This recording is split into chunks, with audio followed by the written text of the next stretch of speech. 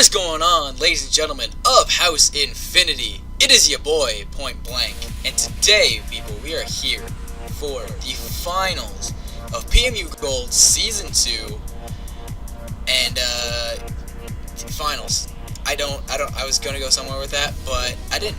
So, in case you guys don't know me, hi, my name is Pointblanke. You guys can call me Kurt. You guys can call me whatever you want. I'm one of the members of the PMU, which is, ironically, the league. PMU, which has kind of joined House Infinity as collective. Yeah, I don't want to get into specifics, because specifics are bad, and that confuses everybody. So, basically, we're here, we do things, we do stuff on channels, and stuff and things, and stuff and things. So, PMU is a Wi-Fi, or PMU Gold, I should say, is a Wi-Fi league, run by myself, with, in this season there was 12 coaches. We are increasing to 16 in the next season, but again, more specifics, that yada yada yada. So, here we are in the finals match. We have the Winnipeg Blue Blastoise, which is coached by myself, Pointblanke, facing off against the Annapolis Absols and fellow PMU member, ArkiKnight. So, all PMU members, everyone who is in Season 2 of the PMU will be linked down in the description, along with all of the PMU members, or the main 6 PMU members will be linked down there. All of the PMU members, like the players, will have their Twitters linked down. The PMU members will have their YouTube and Twitter linked down in the description to kind of separate them. Yeah! So, running down the roster for the team preview here, the Winnipeg Blue Blastoise, which is Kurt or me. Our roster consists of Infernape, Slowbro, Amoonguss, Aromatisse, Miltank, Mega Aggron, Thunderous Incarnate, Goodra, Aerodactyl, and Lantern. And the Annapolis Absols, or ArkiKnight, his roster consists of Jirachi, Mandibuzz, Rotom Heat, Vaporeon, Slurpuff, Steelix, Mega Banette, Dragonite, Mew, Spiritomb, and Lapras. So, if you guys want to check out a pace spin of both of our teams, they will be linked down in the description, or probably, if I remember. So yeah, all the specifics of our teams will be down in the description. I'm not a huge fan of doing team builders, I'm not a huge fan of doing team preps, so just to run it down, we have an offensive Saltfest Lantern, we have a, I believe, specially defensive, but don't quote me on that one. Or maybe, nah, I think we're standard physically defensive. Aromatisse, just a standard Wish Cleric. We have a Sub-Sword Stance Infernape with Flare Blitz and Stone Edge. We have a specially defensive Mega Aggron to set up some rocks. We have a Choice Banded Crocodile. And we have a Life Orb, Thunder Wave, 3 attacks, Thunderous Incarnate. He decided to bring his Roserade, his Mew, his Jirachi, his Rotom Heat, his Mandibuzz, and his Lapras. So, yeah, if you guys, one last thing before we jump into the battle, if you guys want to check out how we got here, the Winnipeg Blue Blastoise anyway, over on my own channel, Pointblanke. My phone not while I'm recording, please! Let's try that again. On my own channel, separate from House Infinity, over on my own channel, I will be uploading all of my season matches, recorded by the one and the only Scotty Dr. Pepper, may I add. So all of those will be uploaded on my channel if you guys want to go check those out, which of course will be linked down in the description. So check the description, because there's a lot of fun stuff and a lot of cool things down there that you might enjoy. So, with all of the explaining out of the way, let us get into the battle. So looking over at Arky's team, I decided, he might lead with maybe the Roserade, or the Rotom, or maybe even the Jirachi. So I think my best lead overall is just to lead Lantern, because I can Volt Switch on anything. He didn't bring his Steelix, so he doesn't have a ground immunity, so I can just kind of Volt Switch freely. He leads with the Rotom, I can fire off Scald. I have an Ice Beam in case the Mandibuzz will Roserade. And I just realized I have to do one quick thing before we start, and that is I don't want that. Okay, now let's hop into the battle real quick like. Here we go. Once it's loading, and it'll load on its own. Okay.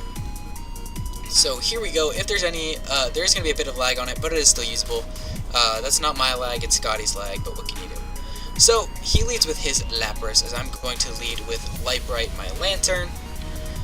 And here, there's nothing stopping me from going for a Volt Switch. I can hit it as hard as possible, or I can get Initiative, so he's going to switch out into his Roserade to take the incoming, I guess, Thunderbolt or Volt Switch, whichever he's expecting. He's going to take, like, 0 damage from that. That's basically nothing. So here I'm going to switch out, and I believe I just go into my Thundurus, because I do have Psychic for this thing, and he can't do too much to me. He shows he's Black Sludge, so he's not an offensive Roserade. Here I try to double, predicting him to go into maybe his Jirachi or his Rotom, but he actually just goes for a Sludge Bomb, which I still do resist, so well. I take that. He's going to get some more Black Sludge. Now I'm going to double again because my double didn't work and Crocodile just can't do enough damage to this thing. So I'm going to go back into my Thundurus, kind of looking like a moron there, but he's actually going to switch out himself into his Lapras, and I totally predict that, totally not lying. Here I actually switch out because I didn't want to risk this thing having Ice Shard and being offensive and hurting my face. So I'm going to go into Aromatisse because this thing really couldn't do much to Aromatisse no matter how I was invested. But he's going to switch out again and go into his Rotom Heat. Here I'm going to go for Protect because I want to see what he goes for. If he goes for a Volt Switch, he's probably more of a pivot, or if he goes for Willows, he might be more of a pivot. But he actually decides to go for an Overheat, which leads me to think he could be more of an offensive because he just want to do a straight out for damage. And him switching out kind of proves to me he's choiced, as he's going to go back into Hairspray, predicting my Lantern to come in, as I actually do just go straight into the Lantern, I believe. Yeah, I go straight into the Lantern, but I'm not too worried about this thing because I can live any hit because I know he's a defensive, as he's actually just going to set up Spikes, predicting me to switch out, but I'm going to get the slow Volt Switch off. Not worth going for Ice Beam because I didn't know if I could 2-hit KO or not, depending on the spread. So I'm just going to Volt switch out, and this is the ideal situation for me to bring in Infernape. I outspeed so he can't put me to sleep with Sleep Powder, can't Thunspore me if I sub. So Infernape is in perfectly free on this Roserade. I'm going to heal almost all that damage off leftovers. Yeah, a little bit. He's going to get some more Black Sludge, and I know he definitely doesn't want to stay in here. So I get my free sub as he's going to switch out into his Mandibuzz, I believe. Yep, into Big Bird, his Mandibuzz, as I'm just going to set up a substitute. He brings in this thing because even at +2, a Stone Edge doesn't OHKO, but it'll nuke and do a lot of damage to this thing. And making this Mandibuzz basically useless at that point. So here, Mandibuzz can't really break my sub without doing or risking damage, so I'm just going to set up my Swords Dance. If the Mandibuzz breaks my sub, it's whatever. As he actually reveals he's special and has Air Slash, which connects and breaks my sub. Here, I'm going to try and play a little bit with hacks. Not really, but I'm going to try a little bit. And I'm going to get some leftovers. And here, on the next turn, I'm actually going to try and set up another sub, because if he misses an Air Slash, I have an Infernape behind his sub. As he's actually just going to go for another Air Slash to, you know, make sure I don't sub. I do live, or I can live an Air Slash here. I can live an Air Slash easily. And I believe it's next turn. I have to pause. Here I have enough health I can live unless this thing's like a Specs Mandibuzz, which is definitely not.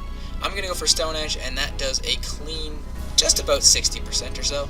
So he's going to go for an Air Slash, and I live. And here is where I actually want to pause the video real quick and explain my thought process for the next turn. Actually, I'll let my leftovers go, and then I will explain my thought process. So we're getting a little bit of leftovers. We're going to pause. So here I had a tough decision to make with Infernape. I brought it down right to the end of the timer. I could either A, risk the Stone Edge, and if I risk the Stone Edge, if I connect, I kill the Mandibuzz and I get to keep my Infernape, and then I have this Infernape to help clean up late game, or just use as death fodder. Or I can B, I can sack Infernape, because at the range of health that the Mandibuzz is at, if I go for Flare Blitz, I will die to my own recoil. So I have to decide if I want to risk the Stone Edge, because if I miss, the Mandibuzz is still alive. The Mandibuzz is still alive, and I lose Infernape, which sucks. So I decide here I'm actually going to go for Flare Blitz because it hits everything on his team extremely hard, even the Rotom. And in case he wants to try and roost, I can just bring him down. The Lapras still takes a lot from it, so nothing can really switch in freely. He can't bring in the Rotom in case I do risk the Stone Edge. So I'm going to get my leftovers, and here, well, he's going to get his own leftovers. Here, I don't know if this was a misclick, if this was him predicting a Stone Edge, but he goes right into Jirachi. Order his Jirachi. It's not shiny on the layout, that's my fault, but whatever. I go for Flare Blitz, sacking my Infernape, as he brings in his Jirachi.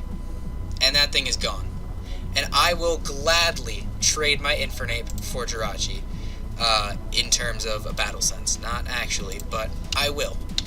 Because now I don't have to deal with the Hax Lord itself, and Infernape did what it's supposed to do. It brought down the Mandibuzz, it got a kill, and did perfect. So I'm going to bring my Aggron here because nothing can really stop me, except for the fact that I remember Rotom Heat actually does a lot, and it's because of spikes. It's not fun. I'm going to go into my Lantern because Lantern can literally just take this thing on for days, and I don't see him doubling into Roserade as much, knowing that I'm not afraid to stay on him. He's just going to go straight for an Overheat, I guess expecting me to stay in, or not expecting the Lantern, or just going for damage. I do take a little bit of damage from that, but I still live. I can switch in on Rotom anytime and still be fine. He's going to switch out here and go into his Roserade, as I'm just going to go for a Scald, I believe. No, I'm going to Volt Switch because I knew he wasn't going to stay in. Never mind. I'm bad. I Volt Switch because I knew he wasn't going to stay in at -2 against the Lantern. I get the initiative, and I can go into my Aggron because this thing really can't do much to me.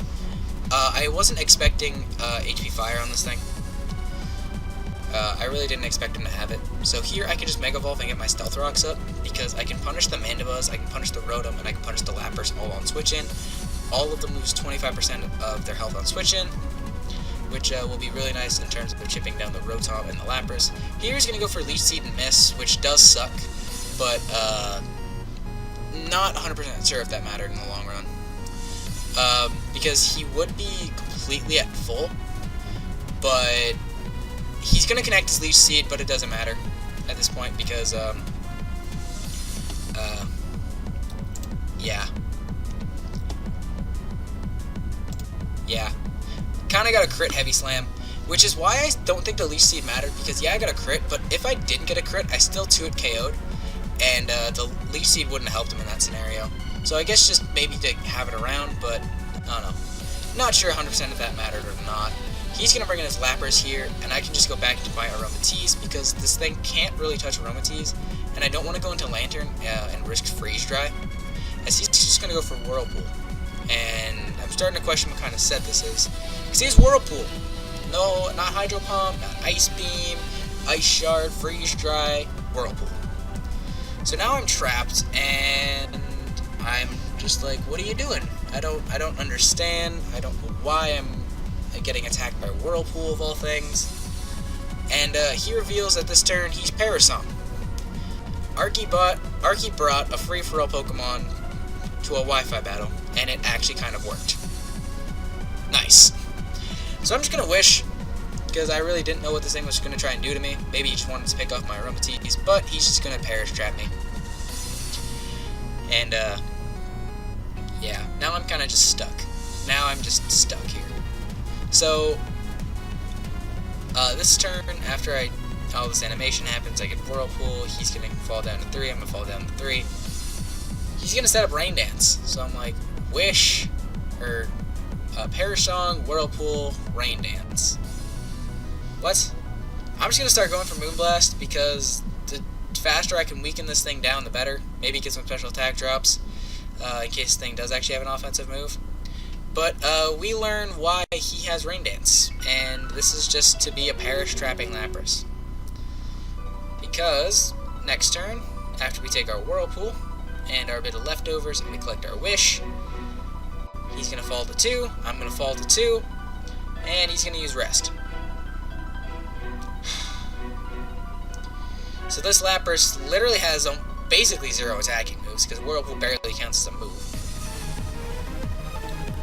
So I'm just going to go for another Moonblast here, and here I actually decide the best play here is to Wish. He's going to Hydration up. I deserve that crit, because this is a bad Lapras set. That's why I deserve it. Here I'm going to set up a Wish. The only thing I don't like about Wi-Fi is that there's so many animations. I love it and I hate it. So, more Whirlpool, because Arki had to Whirlpool me, and make this even longer. He's going to fall to 1. I'm going to fall to 1. I still can't switch. He's going to switch the Preserver's weird Lapras. He's going to bring in his Rotom Heat in the rain, may I add. And I'm just going to set up a Wish here, because whatever comes in gets his health back to full, no matter what damage it takes, and Aromatisse can't really do anything else anyway. So Aromatisse is going to collect its final leftovers, take its final bit of Whirlpool. Never mind, I die before I take Whirlpool. So Aromatisse goes down to the weird Lapras. Sure. And we are tied 4-4. Lapras has already taken a bit of damage from this Rotom, and we have a Wish up, and we're in the rain. Why do we not go Lapras? He's actually going to reveal he is Scarf Trick Rotom, as I kind of thought earlier on. And he's going to take away my AV, which is mean, because I want that back. But, whatever. But I'm a max special attack, Modest Lantern in the rain. You're not living this, Rotom. Go away. Even with the Assault Vest, you weren't living. So, now we have a Modest Choice Scarfed Lantern at full health in the rain against a Lapras, a Mew, and a Mandibuzz. He's going to bring in the Mandibuzz. I don't know why he brought in the Mandibuzz, because he gave me a Scarf, so now I outspeed. And I can just pick off the Mandibuzz, making that one less thing to worry about. I guess just to stall out the rain turn, so his Mew didn't have to take it, or his Lapras didn't have to take it. I don't know. Rain goes down, and he's going to bring in his Mew, Chaos's Mew.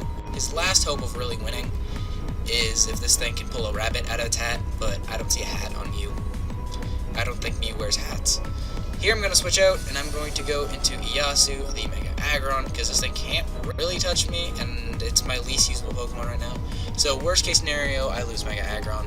He's going to go for straight for a Side Shock, as I'm going to... that did no damage. I'm an Aggron. He's going to go for Thunderbolt, and we are going to eat the Thunderbolt because we are especially defensive, and I'm going to set up a Toxic on this thing.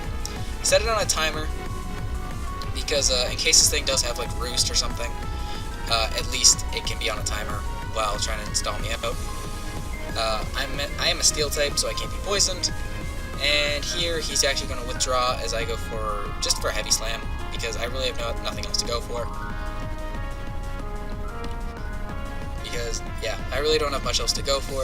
I'm just going to go for a Heavy Slam. Lapras is very fat, very, very, very, very fat, and it's going to eat that Heavy Slam. Here, Aggron can't really do anything, and I'd rather not lose Aggron to this weird Lapras. So I'm going to switch out into my... I believe I go into Thundurus here. Yeah, I go into Thundurus to Thundurus to finish the game. I go into Thundurus, he's going to go for rest, trying to heal up his health.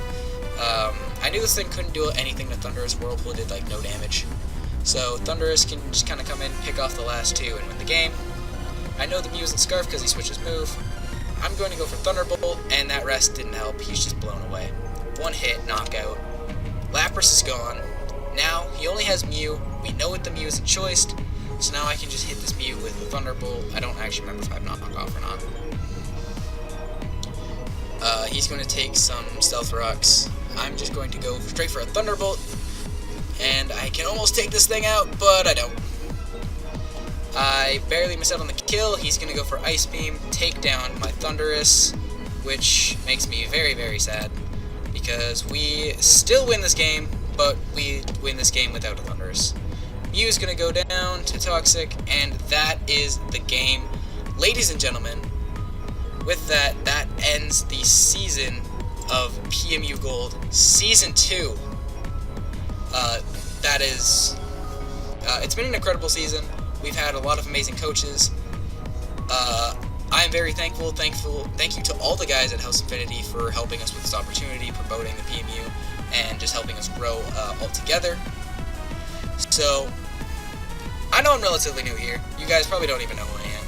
But I want to thank you guys for watching, and if you guys did enjoy this, make sure you guys check out everyone down. Everyone linked with the PMU down in the description. Everyone in there, amazing battlers, amazing people, really funny, really awesome. Just everyone down there is really good people. So make sure you go check them out. Season 3, we should have a little more content, hopefully, fingers crossed, for the PMU, trying to rep what's going on. Make sure you guys follow the PMU Twitter for any updates on coaches and stuff like that, so you guys can see and updates for Season 3. So, enough of the rambling. The Winnipeg Blue Blastoise, or your Winnipeg Blue Blastoise, are the PMU Gold Season 2 champions. And of course, we are the owner of the league. We are the champion of the league. You already know we're coming back for Season 3. Who's going to run the game? So, with that, I'm going to get out of here. Thank you, everyone, for watching. Hope you guys did enjoy. Make sure you guys leave a like, and if you guys haven't already, subscribe to House Infinity, and subscribe to everyone down in the description, because I've already said it 100 times, so I don't need to explain it again. But, thank you guys for watching. Mine has been Pointblanke. You guys have been the beautiful viewers who watched, and I'm going to get out of here. Peace! I'm out!